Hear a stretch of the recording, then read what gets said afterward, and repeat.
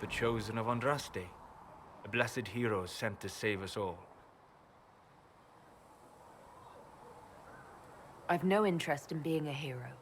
All I want is to find a way to seal this breach. Pragmatic, but ultimately irrelevant. I've journeyed deep into the Fade in ancient ruins and battlefields to see the dreams of lost civilizations. I've watched as hosts of spirits clash to reenact the bloody past in ancient wars, both famous and forgotten. Every great war has its heroes. I'm just curious what kind you'll be. What do you mean, ruins and battlefields? Any building strong enough to withstand the rigors of time has a history. Every battlefield is steeped in death.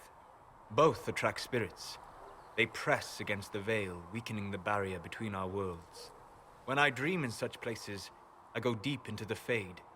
I can find memories no other living being has ever seen. You fall asleep in the middle of ancient ruins. Isn't that dangerous? I do set wards. And if you leave food out for the giant spiders, they are usually content to live and let live. I've never heard of anyone going so far into the Fade. That's extraordinary. Thank you. It's not a common field of study for obvious reasons. Not so flashy as throwing fire or lightning. The thrill of finding remnants of a 1,000-year-old dream? I would not trade it for anything. I will stay there. At least until the breach has been closed. Was that in doubt?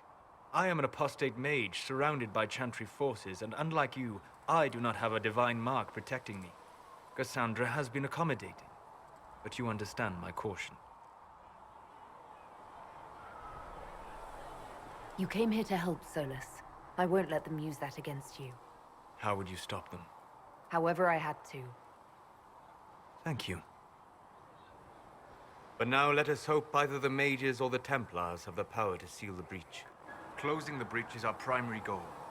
But I hope we might also discover what was used to create it. Any artifact of such power is dangerous. The destruction of the Conclave proves that much. You don't think whatever created the explosion was destroyed in the blast? You survived, did you not? The artifact that created the breach is unlike anything seen in this age.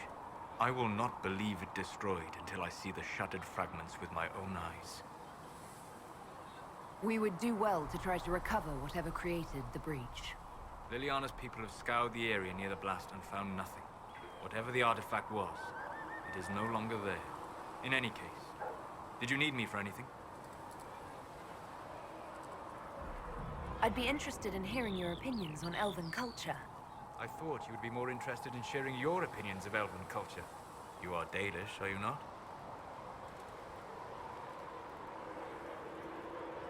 My people come from the elves who refused to surrender when humans broke their treaty and destroyed the Dales. Your keeper was not wrong about that, at least. We must mark the occasion of the Dalish remembering something correctly. Perhaps we should plant a tree. You insult my people. They insult themselves. Remember, I have walked the memories of the Fade. I have seen the history the Dalish imitate. Fine, you think we're terrible. What about the alienages full of elves who aren't Dalish? Why? What would it benefit some poor man in a Ferelden alienage to learn that his ancestors strode the land like gods? It would only make him bitter, or inspire him to take a foolish risk and get himself killed. You've decided his reaction for him. Perhaps I have. If you have questions and believe the answers will help, ask. I'd like to know more about the elves from before our time. The Dalish strive to remember Hallam Shiral. But Hallam Shiral was merely a fumbling attempt to recreate a forgotten land. Arlathan. Elvanan was the empire, and Arlathan its greatest city. Place of magic and beauty, lost to time. You've studied ancient elves. What else do you know of Arlathan? We hear stories of them living in trees, and imagine wooden ramps or Dalish aeravels. Imagine instead spires of crystal twining through the branches, palaces floating among the clouds. Imagine beings who lived forever, for whom magic was as natural as breathing. That is what was lost.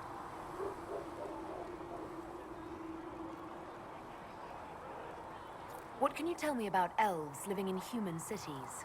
The culture in alienages or among the slaves of Tevinter is like any of the impoverished and powerless. They cling to memories of a better past and practice a few rituals to distinguish themselves from humans. Is the magic they teach in the Circle different from the magic I learned with my people? No and yes. Magic is magic, just as water is water, but it can be used in different ways. Dalish magic is more practical, not needing chantry approval, although they still frown on blood magic. Superstition. Much of it is more subtle. A legacy from when elves were immortal. The legends of elven immortality. Did they use magic to increase their lifespan? No. It was simply part of being elven. The subtle beauty of their magic was the effect, not the cause of their nature. Some spells took years to cast. Echoes would linger for centuries, harmonizing with new magic in an unending symphony. It must have been beautiful. You said that the censure against blood magic was a superstition. I did. It's fortunate Cassandra is not within earshot. Most modern cultures forbid blood magic. Publicly, even Tevinter disapproves of it. But as I said, magic is magic. It matters only in how it is used. I'd be interested in learning more about blood magic. I would teach you if I knew it. Unfortunately, using blood magic seems to make it more difficult to enter the Fade. You understand why I never bothered to learn it. A shame, as it is extremely powerful, provided it remains a tool, not a crutch, nor a passion. Are all Dalish elves like my clan? No. Your clan was unique in having enough interest in human affairs to send you to spy upon the Divine's meeting. As your clans have been separate for so long, they have all changed, adapting to the lands in which they live. Some are no more than bandits, others trade freely with humans, and some have disappeared entirely into the forests. We'll talk later. Goodbye. As I explored the Fade, I felt the presence of an intriguing artifact in the hinterlands. If you are willing, I would like to locate it. I have marked its location as best I could determine. What do you know about the Fade? A great deal from my wanderings. There are few hard facts, but I can share what I have learned. I'd like to know more about the breach. Simply put, it is a tear in the veil between this world and the Fade, allowing spirits to enter the world physically. Small tears occur naturally when magic weakens the veil, or when spirits cluster at an area that has seen many deaths. But your mark allows you to exert some control over the breach. That means it was created deliberately. I'd like to know more about the veil. Circle mages call it a barrier between this world and the Fade, but according to my studies in ancient elven lore, that is a vast oversimplification. Without it, imagine if spirits entered freely. The Fade was not a place one went, but a state of nature like the wind. It sounds like it would be wonderful. And dangerous. But yes, a world where imagination defines reality, where spirits are as common as trees or grass. Instead, spirits are strange and fearful, and the Fade is a terrifying world touched only by mages and dreamers. I am glad that I'm not alone in seeing the beauty of such a world, along with the obvious peril. I'd like to know more about demons. Your Dalish say the demons hate the natural world, and seek to bring their chaos and destruction to the living. But such simplistic labels misconstrue their motivations, and in so doing, do all a great disservice. Spirits wish to join the living, and a demon is that wish gone wrong. Is there a way to coexist? To live with them? If not in peace, at least without such active confrontation. Not in the world we know today. The veil creates a barrier that makes true understanding most unlikely. But the question is a good one, and it matters that you thought to ask. We'll talk later. Goodbye. What can I do for you? I'd like to know more about you, Solas. Why?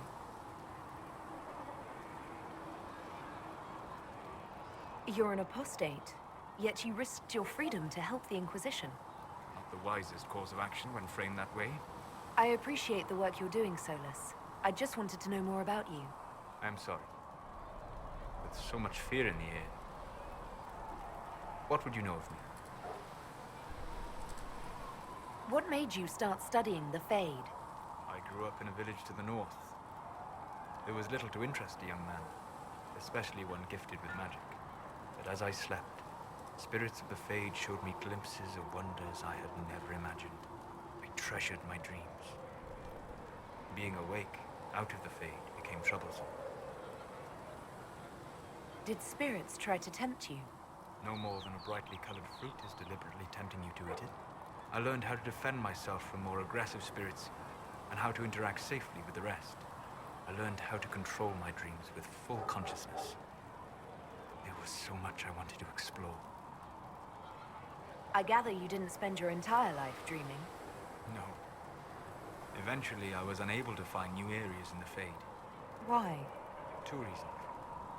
First, the Fade reflects the world around it.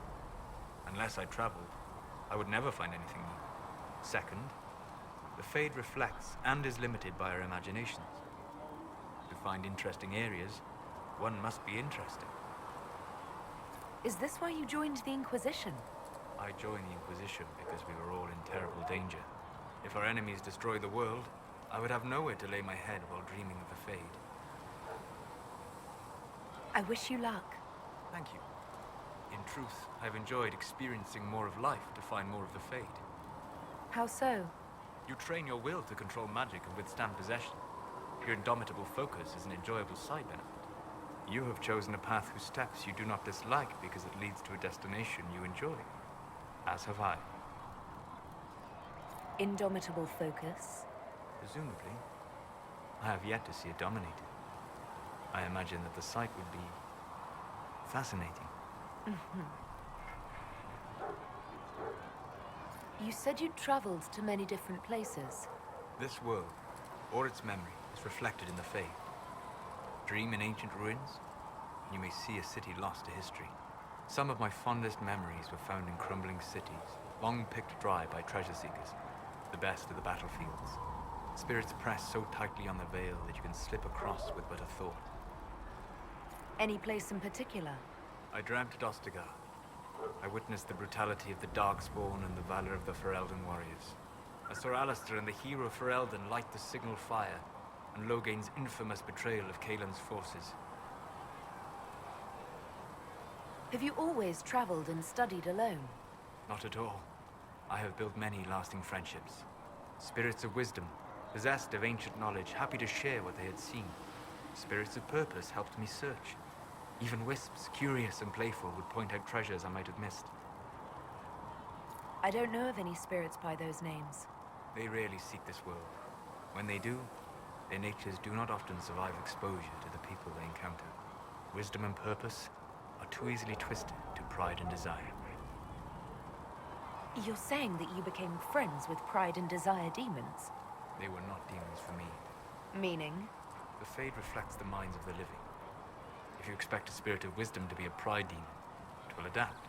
And if your mind is free of corrupting influences, if you understand the nature of the spirit, they can be fast friends. I'm impressed that you could become friends with spirits. Anyone who can dream has the potential. Few ever try. My friends comforted me in grief and shared my joy. Yet, because they exist without form, as we understand it, the Chantry declares that spirits are not truly people. Is Cassandra defined by her cheekbones and not her faith? Varric by his chest hair and not his wit? You have an interesting way of looking at the world, Solas. I try. And that isn't quite an answer. I look forward to helping you make new friends. That should be... well... That isn't quite an answer either. We'll talk later. Goodbye.